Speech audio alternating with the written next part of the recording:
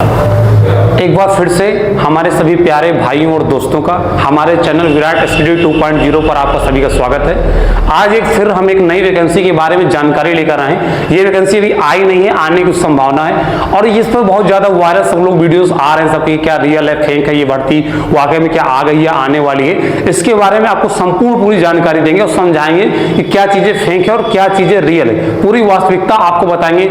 जो एक स्टेटमेंट खाली वायरल हो रहा है, छोटा सा एक रेलवे की तरफ से नोटिफिकेशन आया था, वो वायरल हो रहा है, तो उसी पर लोगों ने वीडियोस बनाने स्टार्ट कर दिए हैं और बताना कि ये इसमें भर्ती आ जाएगी, इतनी भर्ती आ जाएगी इतना। तो ऐसा कुछ भी रेलवे की तरफ से जिक्र अभी नहीं हुआ है, लेकिन हम पूरा आपको बताएंगे। एक आरपीएफ होती है, जैसे यूपी पुलिस के अंदर होती है, एक रेलवे की पुलिस होती है, रेलवे की पुलिस होती है आरपीएफ, उसी के अंदर कांस्टेबल और एसआई की भर्तियां निकलती हैं। कांस्टेबल और एसआई की, मतलब आरपीएफ कांस्टेबल और आरपीएफ एसआई सूत्रों बोलते हैं। तो उसी पर एक पोस्टें आने की संभावना है, तो उन्हीं के बारे में हम आपको पूरी जानकारी देंगे कि ये चीजें हैं क्या।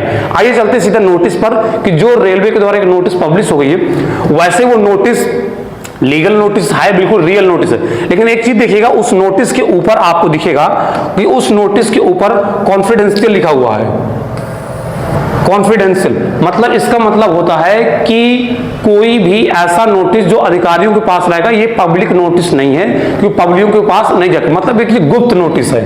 इसका क्या मतलब होता है? गुप्त नोटिस है, मतलब ये अधिकारी, ये किसी अधिकारी के द्वारा या किसी व्यक्ति के द्वारा ऐसा कोई है जिसने इस नोटिस को वायरल कर दिया है। इसका तो एक फायदा हुआ हम लोग स्टूडेंट्स के लिए, जो बच्चे तैयारी कर रहे हैं उनके लिए बड़ा फायदा हुआ इस नोटिस का। इससे ये अनुमान लगाया जा सकता है कि आने वाले में से क्या समय में आरपीएफ की वैकेंसी आएंगी कि नहीं आएंगी। इसलिए उन्हें यहाँ देखने के बाद फेक या रियल, क्या चीजें रियल है और क्या फेक है। तो सीधा सीधा इस नोटिस में क्या जिक्र है हम सीधा बताते हैं। इस नोटिस में लिखा हुआ है कि recruitment process for the post sub inspector and constable is to be inducted to the last requirement was scheduled by in 2018। मतलब इन्होंने बताया है कि 2018 में, इससे पहली वाली जो आरपीएफ कांस्टेबल एसआई की भर्ती आई थी वो 2018 में, उसके बाद 19, 20, 21, 22 की यहाँ कोविड रहा, 21, 22 में, 23 में, सॉरी 19, 20 में, तो वहां चीजें भर्तियां नहीं आई। मतलब लगभग 5 साल के आसपास हो गई, भर्तियां इसकी नहीं आई। तो उसी पर इन्होंने डिपार्टमेंट की तरफ से कि रेलवे की तरफ से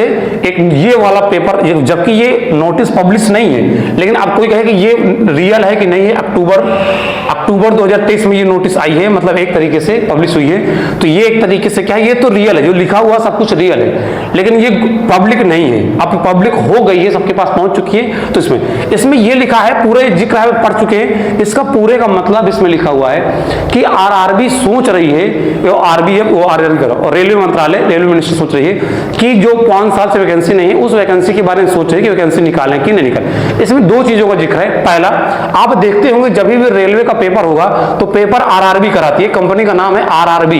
ये कंपनी रेलवे की चाहे ग्रुप डी, ग्रुप सी या एनटीपीसी का कोई भी एग्जाम हो, आरआरबी कराती है।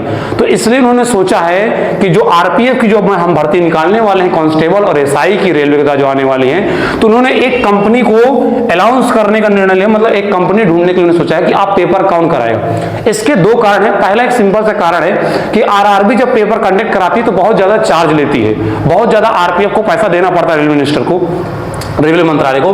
तो इसलिए आरपीएफ सोच रही है, अच्छा क्या देखो, कांस्टेबल में 2 फेज होते हैं, कांस्टेबल और एसआई। जब आरपीएफ की वैकेंसी निकलती है तो इसमें 2 चीजें होती है, एक तो रिटर्न होगा और रिटर्न के बाद आपका सीधा फिर पीटी होता है, पीटी पीएसटी जो होता है आपका फिजिकल वाला। तो रिटर्न क्या कराती है, आरआरबी करा देती है, और उसके बाद जो आपका फिजिकल होता है ये आरपीएफ स्वयं कराती है। आरपीएफ डॉक्यूमेंट वेरिफिकेशन, मेडिकल और रनिंग वगैरह जैसे सब आरपीएफ। तो आरपीएफ क्या सोची कि ये खुद हम रिटर्न ये खुद कराएं, या हो सकता है कि कोई एजेंसी, नई एजेंसी को रिक्रूटमेंट दें जिसमें कम पैसे खर्च आए। तो इस पूरे नोटिस में इसी का जिक्र है कि नई वैकेंसी जल्द से जल्द ढूंढें और नई एजेंसी जल्द से जल्द ढूंढें जिस पर इसको फैसले लिया जाए। इन्होंने जल्दी से जल्द नोटिस करने का 16/10/2030, मतलब जो अभी निकल चुका है आप समझ 16 नवंबर और 16 अक्टूबर 2023 को उन्होंने कहा है कि पॉसिबिलिटी है कि हम जल्दी से जल्द कोई कंपनीज को ढूंढ लेंगे और रिक्रूटमेंट दे देंगे। मतलब अभी इसमें ये कहीं जिक्र नहीं है कि कितनी वैकेंसी, कहां कांस्टेबल पर कितनी आएंगी, एसआई पर कितनी आएंगी, ये सबका कोई जिक्र नहीं। लेकिन हाँ, अनुमान ये लगाया जा सकता है कि इस नोटिस के थ्रू कि कुछ तो हलचल मंत्रालय, रेलवे मंत्रालय के अंतर्गत हो रहा है। रेलवे के अंदर कोई हलचल तो चल रही है वैकेंसी को लेकर के, मतलब ये एक्टिव है काम करने के लिए और वैकेंसी निकालने के लिए। अच्छा, इनसे दो चीजें। अच्छा, अगर आप मुझसे पूछे कि वैकेंसी कब तक आ सकती है, क्या उम्मीद है कि इसी वर्ष आ जाएगी नवंबर दिसंबर में, तो मैं इसमें बिल्कुल सक्षम नहीं होऊंगा कि वैकेंसी कब तक है। इसमें देखिए लिखा भी है कि फॉर्म कब तक की संभावना है। तो मेरे अनुसार जो फॉर्म आएंगे नेक्स्ट ईयर आएंगे। नेक्स्ट ईयर में आप क्या समझ सकते हैं कि नेक्स्ट ईयर में फरवरी, मार्च और अप्रैल के बीच में आपको फॉर्म देखना, ये जनवरी में ही देखने को मिल सकता है। संभावना इसलिए नहीं है कि किसी भी एजेंसी को अगर ढूंढेगा, रेलवे किसी भी एजेंसी को पेपर कराने के लिए देगी, तो वो पहली बात एजेंसी कम से कम 15 से 20 दिन का समय लेगी, एजेंसी ढूंढने में आपको लग जाएगा कम से कम। फिर उसके बाद वो एजेंसी 1 महीने का समय कम से कम चीजों को मेंटेन करने में, पैटर्न, पेपर का पैटर्न, सिलेबस और पूरे ये सब चीजें, कहाँ कैसे पेपर कराना है, कैसे ऑफलाइन कराना है, ऑनलाइन कराना है, और क्या रखना पैटर्न पे, और कहाँ कहाँ पेपर कितने सेंटर बनाए जाएंगे, इन सब चीजों के बारे में उन्हें कैसे क्या करना है, कम से कम उसको 1 महीना लग जाएगा। फिर फॉर्म निकलेगा, भर्ती क्लियर होंगी, कितनी भर्ती निकालनी है, फिर उसके बाद कहीं जाके 1 महीने के लिए फॉर्म चलेंगे, 1-1.5 महीना। तो मुझे तो नहीं लगता कि इसमें आ सकता, कोई चांस नहीं लग बराबर। हाँ, ये हो सकता है कि अगले नेक्स्ट 2024 में आपको जनवरी फरवरी में ही फॉर्म देखने को इसके मिल जाए। कांस्टेबल और एसआई के दोनों एक साथ ही फॉर्म आते हैं इसमें। एग्जाम की संभावना 2 से 3 मंथ, मतलब जो फॉर्म आएंगे उससे 2 से 3 मंथ में एग्जाम हो जाता है। ऐसा क्यों होता है? क्योंकि ये सब प्राइवेट कंपनियां होती हैं। प्राइवेट कंपनियां सोचती है कि जितना से जल्दी जल्दी काम हो जाए, उतना जल्दी हम लोग फुर्सत हो जाए, काम लेके अपना पैसा ले लें और अपना काम खत्म कर दें, क्योंकि प्राइवेट कंपनियां होती हैं। अच्छा, इनमें समझा देते हैं कौन बच्चे, जैसे कोई बच्चा अगर रेलवे में जाना चाह रहा है या रेलवे की इच्छा करता है, तैयारी करना चाह रहा है, तो अगर वो जाना चाह रहा है तो उसकी एज क्या होनी चाहिए, क्या हाइट होनी चाहिए, ये सब हम पैटर्न में समझा देंगे। और एग्जाम में क्या क्या था, अभी से तैयारी पे आप जुट जाइए, अपनी तैयारी को धीरे धीरे कंटिन्यू कर दीजिए, तो आप अच्छी तैयारी कर लेंगे लम्ब से। क्योंकि इसमें भर्ती ज्यादा ही आती, कम नहीं आएंगी, भर्ती ज्यादा ही आएंगी इसमें। ऐसा नहीं कि 5-6 हजार आएंगी, ऐसा नहीं है, ज्यादा ही वैकेंसी कांस्टेबल में आपको देखने को मिलेगी। देखिए, पहली बात एज सबको पता कि 18 से स्टार्टिंग हो जाती है, 18 से 25 कांस्टेबल की है, और 20 से 25 किसकी है? एसआई की। किसकी है? एसआई की। इसमें थोड़ा सा मुझे एक चीज थोड़ा गलत लगती है कि ये 25-25 दोनों में है, कांस्टेबल में भी 25 है लास्ट में, और एसआई में करीब 27 कर देना चाहिए रेलवे को। इस बार हो सकता है नोटिस में देखने को मिल जाए, लेकिन अभी तक जो होता था वैकेंसी जो पिछली हुई है, इनमें 25 है, इसमें 20 में 25 रखा गया, 20 से 25 एसआई के लिए और 18 से 25 रखा गया है कांस्टेबल के लिए। अच्छा, हाइट क्या होनी चाहिए? हाइट आप देखेंगे तो मेल के लिए 165 सेंटीमीटर। ये किन के लिए है? ये जर्नल वालों के लिए। किन के लिए? जर्नल वालों के लिए। अगर आप जर्नल, ईडब्ल्यूएस और ओबीसी, उसके बाद अगर एससी और एसटी की बात करेंगे तो इनको 160 सेंटीमीटर चाहिए। कितनी चाहिए? 160। वहीं फीमेल के लिए 157 सेंटीमीटर, फीमेल कोई भी कैटेगरी हो उनको कितना चाहिए? 157 सेंटीमीटर। और एससी एसटी को, जर्नल में लड़कों के लिए 165 चाहिए, जनरल हो, ओबीसी हो या ईडब्ल्यूएस हो। उसके बाद अगर आप एससी एसटी हैं तो आपको 160 सेंटीमीटर चाहिए। ये हो गया। एग्जाम का पैटर्न समझ लीजिए। एग्जाम क्या होता है? एग्जाम में देख लीजिए, एग्जाम दोनों है, कांस्टेबल यहां पे लिखा हुआ है हमने और यहां लिखा हुआ एसआई, दोनों के पैटर्न समझिए। दोनों में देखो, मैथ में 35 क्वेश्चन आते हैं, रीजनिंग के 35 क्वेश्चन आते हैं और जीएस के 50 क्वेश्चन आते हैं। टोटल आपको 120 क्वेश्चन आएंगे और एक क्वेश्चन 1 नंबर का होता है, तो 120 मार्क्स का क्वेश्चन होता है और आपको 90 मिनट का समय दिया जाता है, मतलब 1.5 घंटे का आपको समय देता है और 1.5 घंटे में आपको पूरा पेपर खत्म करना होता है। एक बात रेलवे की ये चीज कि निगेटिव मार्किंग इसकी 1/3 की होती है, 3 में 1 चला जाएगा। आपने देखा होगा एसएससी वगैरह बाकी एग्जामों में आपने 1/4 की देखा होगा लगभग, लेकिन यहाँ कितनी है? 1/3 की। रेलवे में 1/3 की होती है। उसे एसआई में भी देखेंगे, उसका भी पैटर्न सेम है, मैथ में 35, रीजनिंग में 35 और जीएस में 25।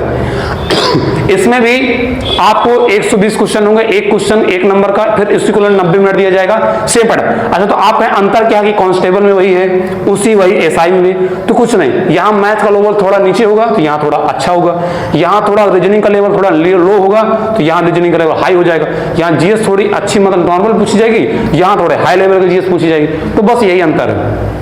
तो अगर जिन बच्चों को इन पे इंटरेस्ट है, जिनको हिंदी, इंग्लिश से बहुत डरते हैं, इंग्लिश से डर लगता है, तो वो बच्चे इस पे जरूर ट्राई करें, ये रेलवे आरपीएफ में, और बहुत अच्छी वैकेंसी होती है गर्ल्स के लिए तो भी बहुत ही अच्छी मैं मानता हूं। बाकी लड़के भी तरीका मैथ, रीजनिंग, जीएस में बस आपको 3 सब्जेक्टों पर ध्यान देना है और 120 क्वेश्चन होते हैं, 90 मिनट का समय दिया था, 1/3।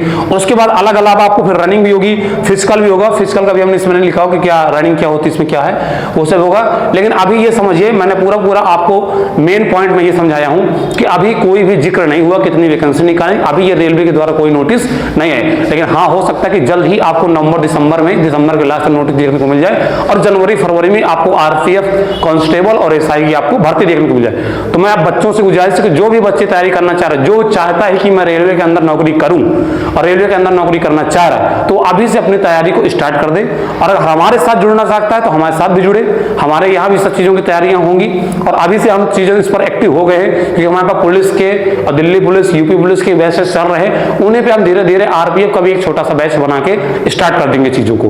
तो आप दिए हुए नंबर पर कॉन्टेक्ट कर सकते हैं, यहाँ जानकारी भी ले सकते हैं कैसी तैयारी होती है, यहाँ क्या व्यवस्थाएं, क्या हॉस्टल की सुविधाएं, सभी चीज़ों के बारे में आपको जानकारी मिल जाएगी। बॉयज़ और गर्ल्स दोनों के लिए हमारे यहाँ हॉस्टल की सुविधाएं हैं, तो उनके बारे में आप जानकारी ले सकते हैं दिए हुए नंबर। आई होप कि मैंने आपको पूरा समझा दिया होगा कि ये क्या है, आरपीएफ के बारे में क्या है, पूरी जानकारी आपको समझा दी होगी। अगर आपको वीडियो अच्छा लगा है तो अपने दोस्तों को जो तैयारी करना चाह रहे हैं, जो रेलवे की तैयारी कर रहे हैं, जो आने वाले वैकेंसीज को वेट कर रहे हैं, तो उन तक ये वीडियो जरूर पहुंचाइएगा और चैनल पर नए हैं तो चैनल को सब्सक्राइब करिएगा। जय हिंद, जय भारत।